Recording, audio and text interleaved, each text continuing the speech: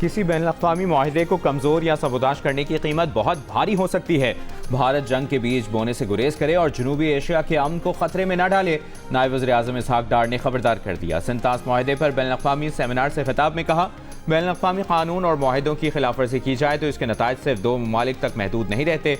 पाकिस्तान ने अपने जायज़ आबी वसाइल पर किसी किस्म का गैर कानूनी कब्जा या तजावुज़ हरगिज़ कबूल नहीं करेगा। अगर पाकिस्तान को आबी हुकूक से महरूम किया गया तो इसके संगीन असरात मरतब होंगे। मुआहिदों की खिलाफवर्जी रियासतों की साख को नुकसान पहुँचाती है। ऐसे इक़दाम बैनुल-अक़वामी ताल्लुकात में ख़तरनाक मिसाल कायम करते हैं।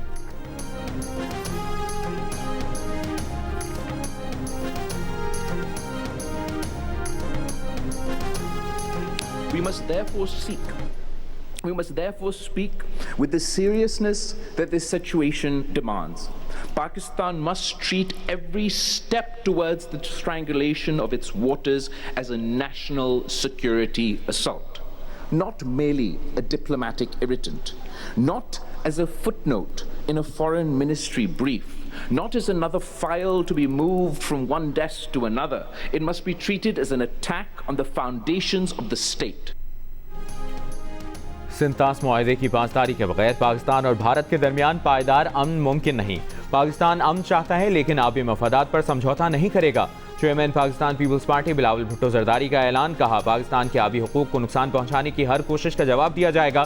भारतीय रवैया पूरी दुनिया के लिए खतरनाक मिसाल बन सकता है। पाकिस्तान अपने आबी हुकूक के तहफ़्फ़ुज़ के लिए हर जायज़ और कानूनी इक़दाम करेगा। भारत को ये तासुर नहीं मिलना चाहिए कि वो पाकिस्तान पर दबाव बढ़ाता रहे और पाकिस्तान सिर्फ एहतजाज तक महदूद रहेगा। मौसर दिफा उसी वक्त मुमकिन है जब मुखालिफ फरीक ये जान ले कि सुर्ख लकीर अबूर करने की उसे क्या कीमत अदा करनी पड़ेगी।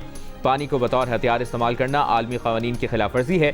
आलमी बिरादरी को मुश्तरका आबी गुज़रगाहों को हथियार बनाने के खिलाफ नए बैनुल-अक़वामी क़वानीन बनाना होंगे।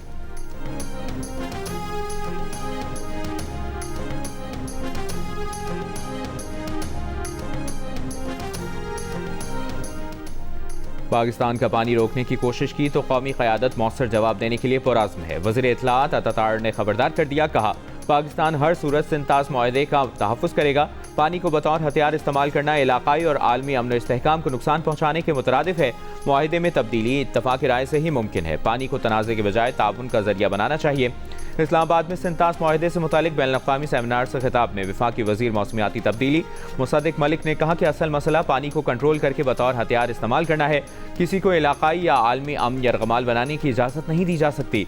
सिंतास मुआहिदा दुनिया के मजबूत तरीन मुआहिदों में से एक है। अगर ये मुआहिदा कामयाब नहीं हुआ तो फिर दुनिया के हर नशीबी मुल्क के हिस्से का पानी रोका जाएगा।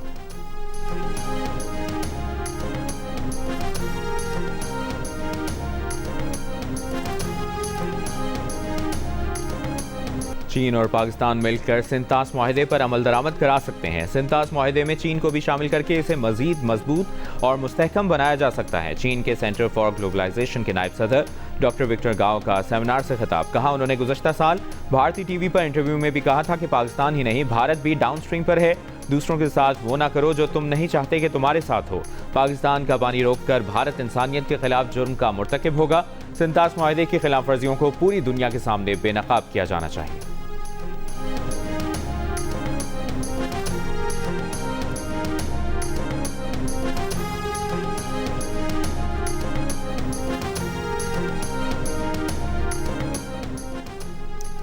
दोहा में अमरीका ईरान नुमाइंदों की आमद, लेकिन मेज़बान कतर की बराह रास्त मुज़ाकरात की तरदीद। अमरीकी नुमाइंदे स्टीव विटकॉफ और जेरेड कुशनर दोहा पहुँच गए, लेकिन ईरानी वफ़द से मुलाकात शेड्यूल नहीं।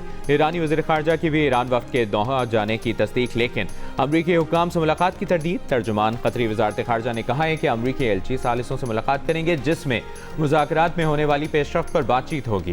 दूसरी जानिब ईरानी वज़ारत ख़ारजा के तर्जुमान इस्माइल बक़ाई ने भी दोहा में ईरानी वफ़द की अमरीकी हुक्काम से मुलाकात की तरदीद की है। कहा कतरी सालिसों के साथ कल बातचीत का इम्कान है जिसमें अमरीका के साथ आर्जी समझौते पर अमल दरामद, इसमें शामिल मुंजमद असासों की वापसी पर भी बात होगी। अमरीकी सदर डोनाल्ड ट्रंप ने गुज़श्ता रोज़ दावा किया था कि ईरान की दरख्वास्त पर आज दोहा में मुज़ाकरात होंगे।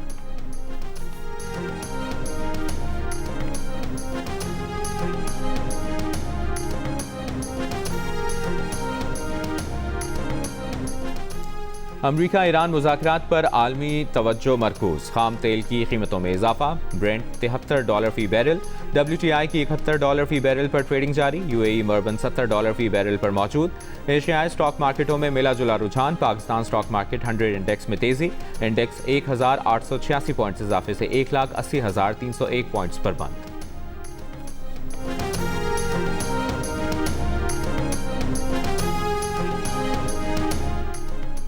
वज़ीर-ए-आज़म शहबाज शरीफ जुलाई के पहले हफ्ते में ईरान का दौरा करेंगे। वज़ीर-ए-आज़म आयतुल्लाह अली ख़ामनेई की नमाज जनाजा में शिरकत करेंगे। ज़राए के मुताबिक दौरा ईरान मुकम्मल करने के बाद वज़ीर-ए-आज़म तुर्की भी जाएंगे।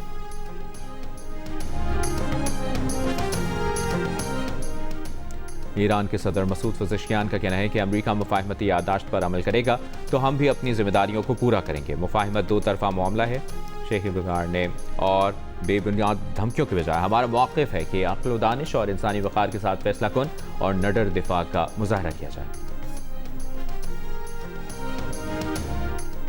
मुत्तहिदा अरब अमारात ने अपने शहरियों पर लबनान सफ़र की पाबंदी खत्म कर दी। अमाराती वज़ारत ख़ारजा के मुताबिक लबनान जाने वाले शहरियों को रवानगी से कबल वज़ारत ख़ारजा के साथ रजिस्ट्रेशन कराना होगी। मुत्तहिदा अरब अमारात ने अमरीका, इसराइल और ईरान जंग के दौरान सिक्योरिटी खदशात के बाइस 30 अप्रैल को लबनान, ईरान और इराक़ के सफ़र पर पाबंदी आयद की थी। ताहम गुज़श्ता रोज़ तेहरान और दुबई के दरमियान परवाज़ें बहाल कर दी गई।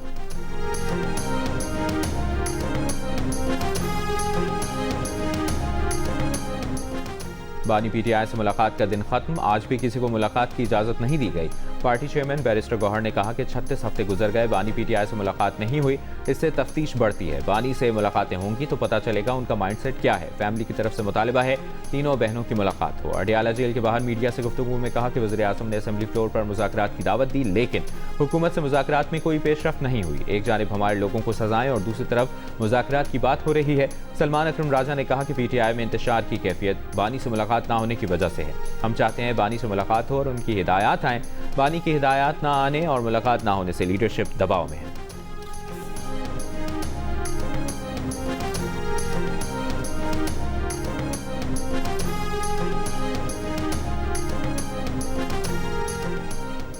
सात माह से बानी PTI को कैद तन्हाई में रखा गया है। ये बहुत अलार्मिंग है। बानी PTI के वकील सलमान सफदर के इस्लामाबाद हाई कोर्ट में दलाइल।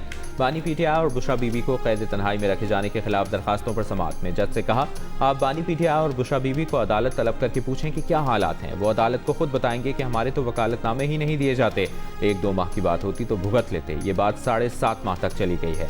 जस्टिस खादिम हुसैन सोमरो ने रिमार्क्स दिए कि उन्होंने इस मुतालिक दोनों फैसले देखे हैं। कैद तन्हाई की कोई सज़ा नहीं है। मेडिकल बोर्ड वाली पिटिशन में बानी की बहन ने हमारे सामने तस्लीम किया कि डॉक्टर्स उनको देख रहे हैं। बानी और बुशरा बीबी की कैद तन्हाई के खिलाफ दरखास्तें काबिल समाअत हैं या नहीं, अदालत ने फैसला महफूज कर लिया।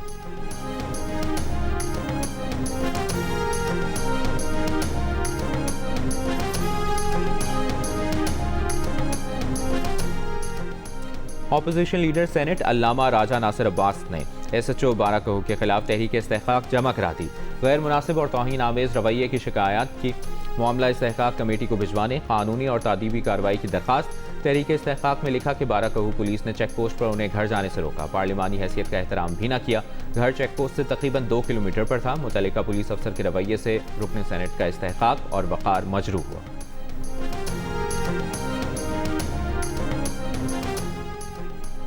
पीपल्स पार्टी के चेयरमैन बिलावल भुट्टो की मौलाना फजल रहमान के घर आमद। मुलाकात में मुल्की सियासी सूरत हाल समेत मुख्तलिफ उमूर पर गुफ्तगू। बिलावल के वक्त में साबिक वज़ीर-ए-आज़म राजा परवेज़ अशरफ भी शामिल थे।